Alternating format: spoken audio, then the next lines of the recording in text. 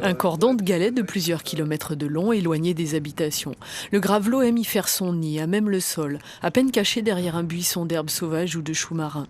À petit pas vif, il se nourrit sur le sable tout proche, découvert à marée basse. Cailleux-sur-Mer offre une zone de nidification exceptionnelle aux différentes espèces de gravelots.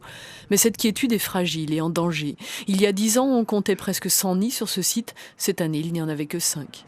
Les touristes qui arrivent sur le littoral ne savent pas finalement qu'ils dérangent ou qu'un nid c'est vraiment pas grand avec les 2 ou 4 œufs présents dans le nid. Et donc forcément les nids sont les uns après les autres éliminés, soit par le tourisme, soit par les chiens divagants, soit par la prédation. Hein. N'oublions pas la prédation qui est un facteur très important dans l'évolution des populations de gravelots sur le littoral picard.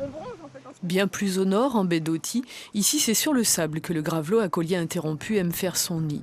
D'une extrême fragilité, 2 ou 3 tout petits œufs posés sur le sol, il peut facilement passer inaperçu aux yeux du promeneur. Alors depuis 2008, un arrêté préfectoral a déterminé une zone de protection.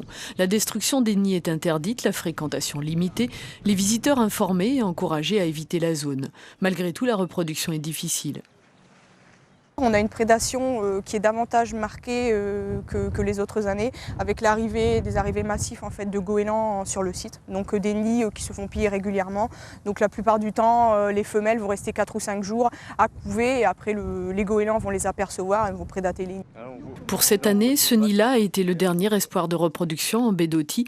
Les autres ont tous été détruits ou dévorés par les corneilles ou les goélands.